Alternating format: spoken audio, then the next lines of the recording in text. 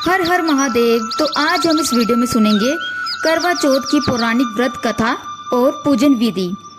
जो सौभाग्यवती स्त्रियां इस करवा चौथ का व्रत करके सायंकाल विधि से पूजन करेगी, वे अचल सौभाग्य, धन, पुत्र तथा बड़े भारी यश को प्राप्त होंगी। करक इस मंत्र को पढ़कर दूध अथवा जल से भरा हुआ कलश लेकर उसमें पंचरत्न डालकर ब्राह्मणों को दें और कहें कि हे गणेश जी, इस करवा के दान से मेरे पति बहुत काल तक जीवित रहें, मेरा सौभाग्य सदा बना रहे। करवा सुहागिन स्त्रियों को भी दें और उनसे लें। इस प्रकार सौभाग्य की इच्छा करने वाली स्त्रियां जो भी इसे श्रद्धा से करेंगी, वे सौभाग्य, पुत्र तथा अचल लक्ष्मी को प्राप्त होंगी और उनका सौभाग्य अटल होगा। तो आइए सुनते हैं करवा चौथ की व्रत कथा। व्रत कथा। एक समय एक साहूकार था जिसके 7 बेटे और एक बेटी थी। 7 भाइयों की एक बहन थी। वे एक साथ बैठकर भोजन करते। एक दिन कार्तिक की चौथ का व्रत आया तो भाई बोला कि बहन आओ भोजन कर लो। बहन बोली कि आज मेरा करवा चौथ का व्रत है, चांद उगने पर ही अन्न खाऊंगी। तो भाइयों ने सोचा कि चांद उगने तक बहन भूखी रहेगी, तो एक भाई ने दिया जलाया, दूसरे भाई ने छलनी लेकर उसे ढका और नकली चांद दिखाकर बहन से कहने लगा, चल चांद उग आया है, अर्घ दे ले। बहन अपनी भाभियों से कहने लगी कि चलो अर्घ्य देते हैं। भाभियां बोली, तुम्हारा चांद उगा होगा, हमारा चांद तो रात को ही उगेगा। बहन ने जब अकेले ही अर्घ दे दिया और भोजन करने लगी तो पहले ग्रास में ही बाल आ गया, दूसरे ग्रास में कंकर आया और जब तीसरा ग्रास मुंह की ओर किया तो उसकी ससुराल से संदेशा आ गया कि उसका पति बहुत बीमार है, जल्दी भेजो। माँ ने जब लड़की को विदा किया तो कहा कि रास्ते में जो भी मिले उसके पांव छू लेना और उससे सुहाग का आशीर्वाद मांग लेना।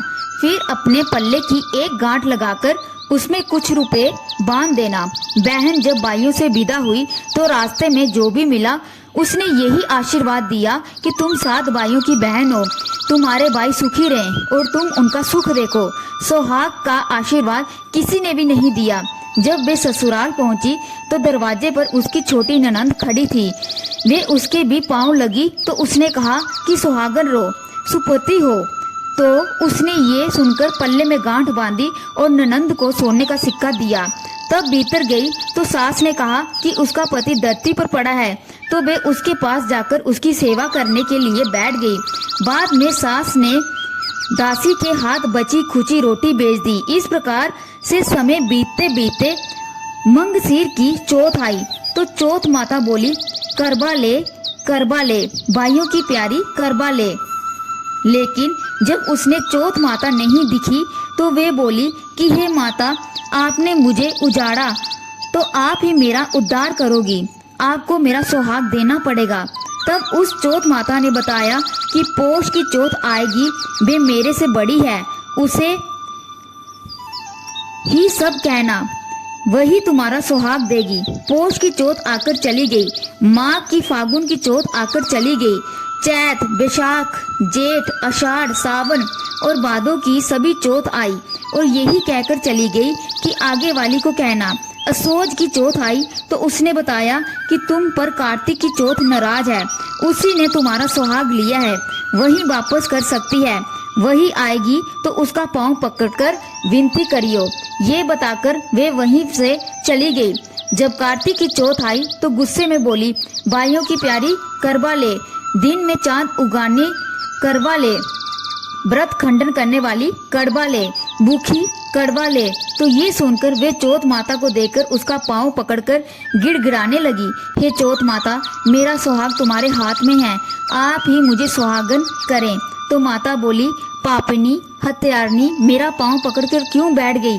तब बहन बोली कि जो मुझसे भूल हुई है उसे क्षमा कर दो, अब भूल नहीं करूंगी। तो चौथ माता ने प्रसन्न होकर आंखों से काजल, नाखूनों से मेहंदी और टीके में से रोली लेकर छोटी उंगली से उसके आदमी पर छींटा दिया तो वे उठकर बैठ गया और बोला कि आज मैं बहुत सोया।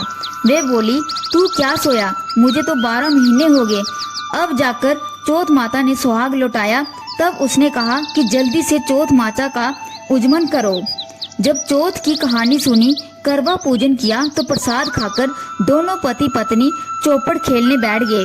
नीचे से दासी आई, उसने उन दोनों को चौपड़ पासे खेलते देखा तो उसने सासू जी को जाकर बताया। तब से सारे गांव में ये प्रसिद्धि होती हुई कि सब स्त्रियां चौथ का व्रत करें तो सुहाग अटल रहेगा। जिस तरह से साहूकार की बेटी को सुहाग दिया, उसी तरह से चौथ माता सबको सुहागर रखे। यही करवा चौथ के व्रत की पुरातन महिमा है, यही कथा है। इस कथा को सुनने से औरतों के सुहागों की लंबी उम्र होती है और उनके घर में सुख समृद्धि बनी रहती है।